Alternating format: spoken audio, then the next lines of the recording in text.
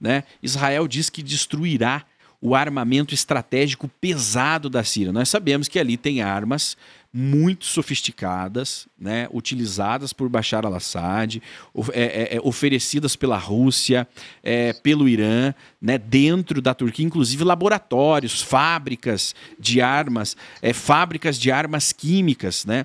Israel está agora cuidando do seu quintal, né, ou cuidando do quintal do vizinho, para que depois esse quintal do vizinho não venha incomodar o seu próprio quintal, né? Israel intensificará os ataques aéreos contra os estoques sírios de armamento avançado, disseram autoridades israelenses na segunda-feira, e manterá uma presença limitada de tropas no solo, na esperança de afastar qualquer ameaça que possa surgir após a queda do ex-presidente Bashar al-Assad. Israel observa a revolta na Síria como uma mistura de esperança e preocupação. E não deixa de estar certa essa análise aqui do jornalista no relatório, porque ao passo que Bashar al-Assad, embora Israel conhecesse muito bem a sua forma de governar, né, não fosse surpresa, mas Bashar al-Assad ele mantinha o Irã, o maior inimigo israelense, né, no quarto ao lado, no terreno ao lado. Então, para Israel, até um certo ponto foi muito bom, professor, a vitória dos rebeldes. Eu acredito, embora Israel não assuma isso, eu acredito que Israel facilitou muito. Óbvio, indiretamente sim, né? Não tem nem como negar quando Israel derrota o Hezbollah, né? Ou tira aí as capacidades do Hezbollah de defender e operar dentro da Síria. Sim, foi uma ajuda que Israel deu aos rebeldes. Mas surgem rumores que Israel teria até enviado as armas capturadas do Hezbollah para os rebeldes sírios. O governo não confirmou isso, nem falou isso, mas existe, né, essa ideia de que Israel teria feito isso, fazendo essa leitura, professor, uma leitura que Netanyahu prometeu lá atrás, que mudaria a geopolítica no Oriente Médio. Nós, num primeiro momento, falamos assim, poxa, Netanyahu é megalomaníaco, como que se influencia toda uma região, né, com o lançamento ou com a explosão de pagers, né? E tá aí, né? 3, 4 meses depois, um Oriente Médio totalmente modificado.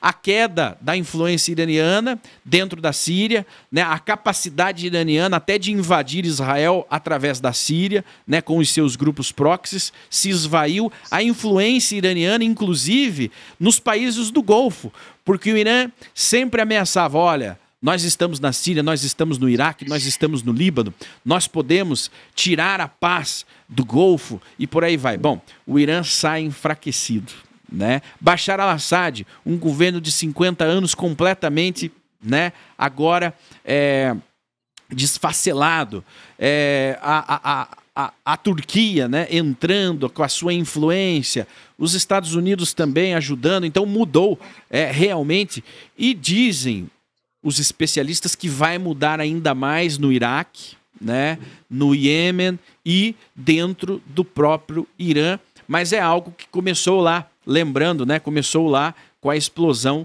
daqueles pagers, com a explosão dos rádios, com a invasão israelense dentro do Líbano.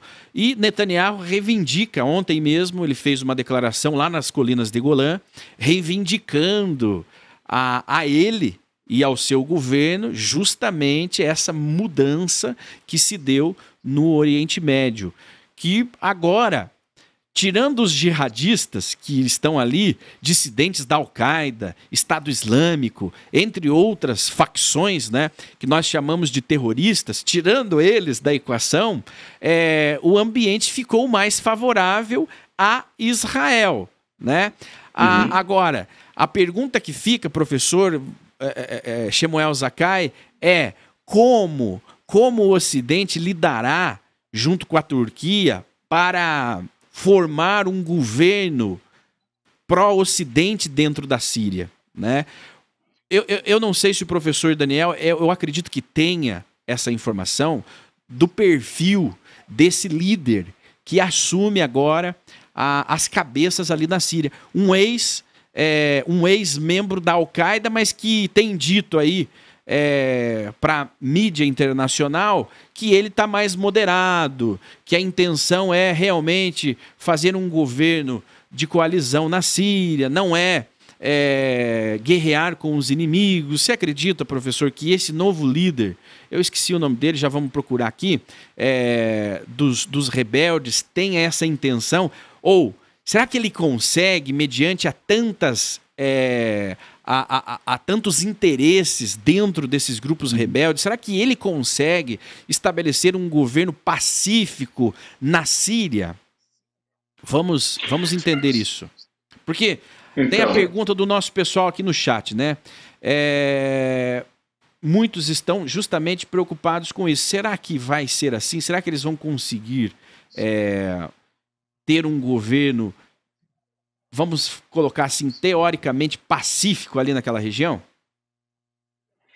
Então, assim, primeiro o Al-Julani, né, o nome do líder dos grupos rebeldes da Síria. Quem é ele? Primeiramente, hoje em dia, assim, ele foi definido pelos Estados Unidos como um terrorista global, tá? Então, assim, ele é considerado um jihadista extremo, tá? Mas, de repente, ele está agora trazendo mensagens muito mais calmas. Como você falou, né, Shimon, que ele está transmitindo uma ideia de cabeça fria, de equilíbrio. Até ele literalmente falou que ele pode considerar, ele não falou que quer fazer acordo de paz com Israel, mas está na mesa. A gente não está negando a possibilidade até de acordo de paz com Israel. Então, ele está falando o que o mundo quer ouvir. Claramente, assim, eu vou falar, burro ele não é. Tá? Ele claramente tem a sua capacidade intelectual e ele entende que as pessoas... ele entende o que falar para que as pessoas gostam de ouvir. Ou seja, ele tem esse lado político também. Além de ser um jihadista, um guerreiro, um terrorista e tal, ele também tem esse lado mais político, por sinal, que é recente, tá? Não é que você escuta ele falando já há anos: vamos conquistar a Síria e traremos a paz para o Oriente Médio, e aí ele vai lá e batalha. É agora que a gente está ouvindo pela primeira vez, praticamente, acho que assim, no palco mundial. Então, a realidade do Oriente Médio, ela sempre esteve assim, sempre esteve desestabilizada, sempre. Eu acho que, primeiro, você pensa assim, qual é a única democracia que você tem em toda essa região do Oriente Médio? Israel é a única democracia que tem lá. Tá disparado, não tem assim, você pensa, todos os países ao redor, são monarquias, são ditaduras, ou são repúblicas. Você vai lá, as eleições na Síria que tinham lá, que cada ano o Bashar al-Assad ele foi eleito com uma maioridade que tinha lá 96% votaram nele, dizendo que ele é incrível, né? Então claramente a gente sabe que é uma ditadura e não é democrático. E o único lugar que traz, apesar de ser o alvo de ataque do mundo inteiro, o único lugar que, se você for pensar nisso, que tem uma estabilidade real e crescimento constante e contínuo perante ameaças, perante os problemas, perante a pressão mundial, perante cada espirro errado que faz na direção errada, já o mundo inteiro sobe em cima e tal. E mesmo assim, tem uma estabilidade, tem crescimento de tudo se pode imaginar, está crescendo, evoluindo e melhorando. Então, do ponto de vista, pensando assim, no ponto de vista muito, digamos, seco, somente assim, só vamos usar a sua cabeça sem entrar em emoções, seria bom para o mundo ocidental, falar, olha, tem esse diamante que é o único que está funcionando bem, está constantemente crescendo e tal, sabe? É um lugar que Israel, entende? Israel é considerado um milagre tecnológico, um milagre de agricultura, de todas as formas possíveis é um milagre. Por quê? Porque o período inteiro que, digamos, o território que era, né, na época se chamava Palestina, o território inteiro era a Palestina, né? Nada acontecia lá, nada crescia lá.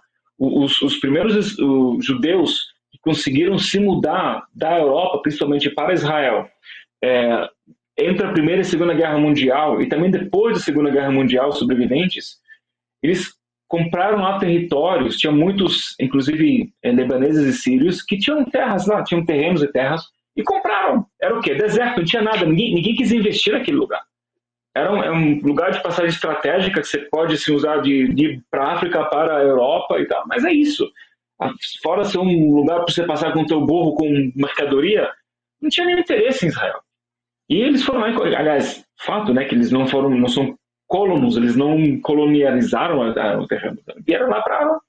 Não tinham para onde ir. Eles foram caçados só por serem judeus e tal. Os pogroms que a gente vê hoje em dia eram bem piores na Europa, porque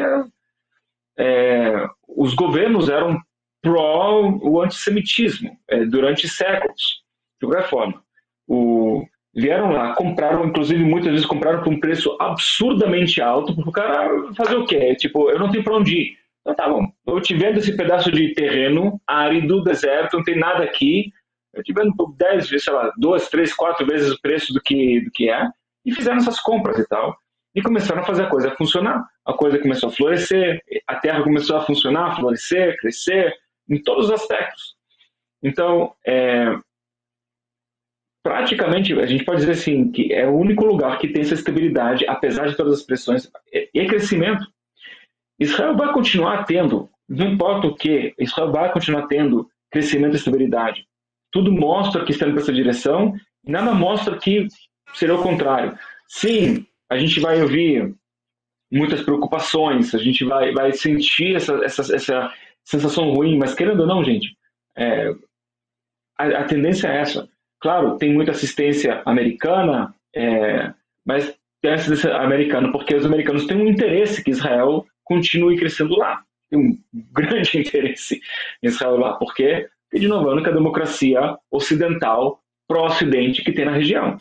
E se aquilo virar mais uma região, digamos, controlada por um extremismo muçulmano, então vai ser um grande problema, porque eles não vão parar por lá. A gente sabe, nada indica que eles vão parar lá. E vai continuar crescendo para o Ocidente, assim, vai comendo o mundo inteiro. Eles não têm nenhum... Eles falam isso com todas as palavras, sabe?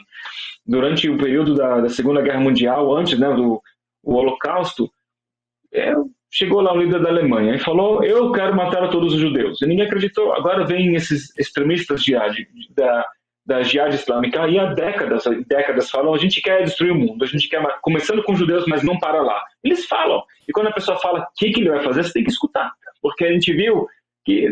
Você fala: não, ele não quer dizer isso. Ele quer dizer exatamente isso. Tá. Então, primeiramente, eu digo assim, não há de que se preocupar, na minha opinião. Claro, a gente não pode vai ficar tudo certo. Mas, querendo ou não, nada indica que vai piorar, e tudo indica que, querendo ou não, vai se melhorar, até porque agora é uma oportunidade, né, com esse novo líder. Ele de novo, ele é extremista, ele é considerado um terrorista global pelos Estados Unidos da América. Junto com isso, a gente sabe que ele não está querendo brigar, ele entende quem é o Trump, ele entende quem é o Benjamin Netanyahu, ele entende que não tem com que brincar lá, não tem com que brincar e brigar, e ele não quer ser, sabe, um mártir agora, o que parece. Tá? Agora, a gente vê nesse cenário também, sim, a Rússia está enfraquecida, a Rússia não está legal para a Rússia, certo? Infelizmente faz um tempo. E o Irã também entende que ele está perdendo a sua força, porque você viu, fizeram um meme assim, de colocação da Kamala Harris versus o Trump em relação ao Irã, né? E colocaram, isso foi antes das eleições. Aí o cara mostra, né, uma entrevista de um repórter, o Kamala Harris, perguntando o que ela vai fazer se Irã se descontrolar e tal, e ela falou: don't. Uma palavra bem, sabe, ela falou straightforward, bem direto, não tente. Ela fala: estilo Biden, sim, não faça, não tente. Aí eles vão, em contraste, o que o Trump falou? Ele fala assim: I'm gonna bomb the ass out of them. Eu vou bombardear eles. Ele fala: eu não me importo, eu vou bombardear eles todos. E ele entende que a gente não pode aceitar o bullying, certo? Assim, Ele é uma das pessoas... No mundo, eu espero que o mundo ocidental, especialmente, tem... Sabe, saiu agora uma reportagem que na Inglaterra, o nome mais popular... Qual é o nome mais popular agora dado para as crianças? O nome mais popular dado para as crianças agora na Inglaterra é Muhammad.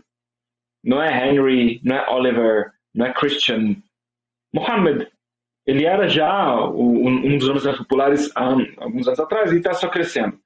Para as meninas ainda não é Fatima, digamos assim, ainda não é meu nome, mas assim, eles estão lá, estão fazendo exatamente o que eles falaram que ia fazer.